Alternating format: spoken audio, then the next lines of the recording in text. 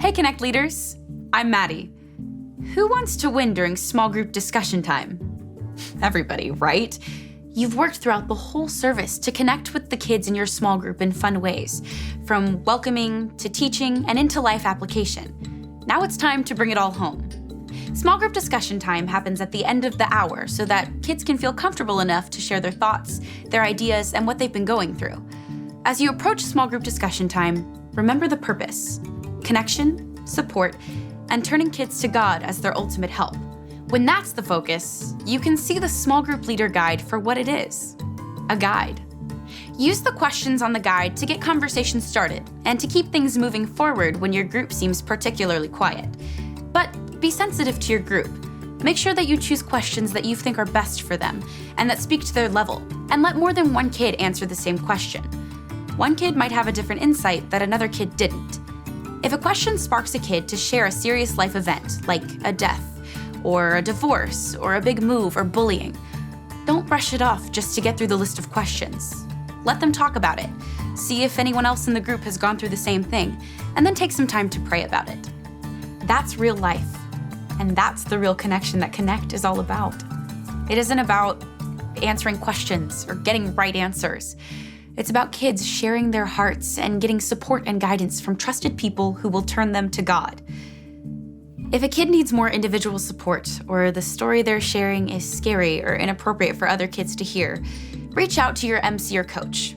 Let them have a one-on-one conversation with the kid and reach out to a Life Kids staff member when necessary, as in instances of suspected abuse, neglect, homelessness, or a family in great need of material, emotional, or spiritual support. After about 10 minutes of discussion, refocus your group to prayer. Let kids in your small group share the things they want to talk to God about and keep track of them. You can have the kids pray for each other, or you can lead the whole group in prayer. If you're not sure what to pray, there's always a short prayer listed in the small group leader guide to help you out. And if you want a kid to read that prayer over the group, that's great too. Be consistent in leading your kids to connect to God through prayer every single week as a reminder that we aren't just at church to get good advice, but we're here to meet together and enjoy God's supernatural presence and power as a group.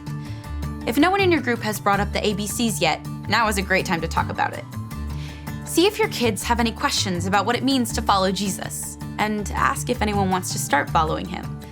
If a kid says they do, celebrate together because that is something special. Don't pray a salvation prayer with them, but let them know that you'll talk to their parents about it when they come to check them out.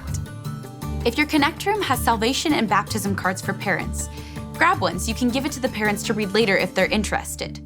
And if a parent asks you to lead their kid through a salvation prayer, talk to your Connect coach for more help if you need it. Sometimes kids come to church without their parents, so talk to whoever brought them and see if you can get some contact info for a Life Kids staff member to follow up.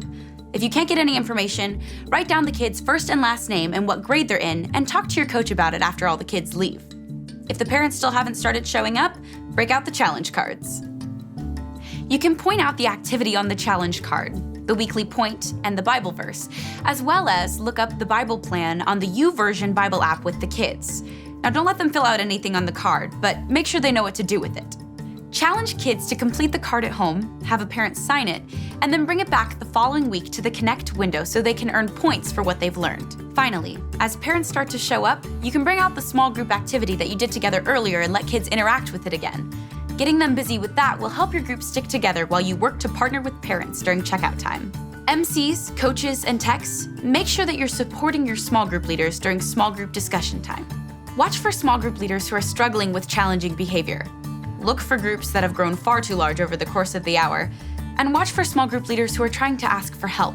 If a leader is struggling to keep their group together and their kids keep asking if they can play, step in and reiterate that we don't leave small groups to play until after all of the parents have finished checking their kids out. By MCs, coaches, techs, and small group leaders staying consistent in that, eventually the kids will stop asking and engage better in small group discussion.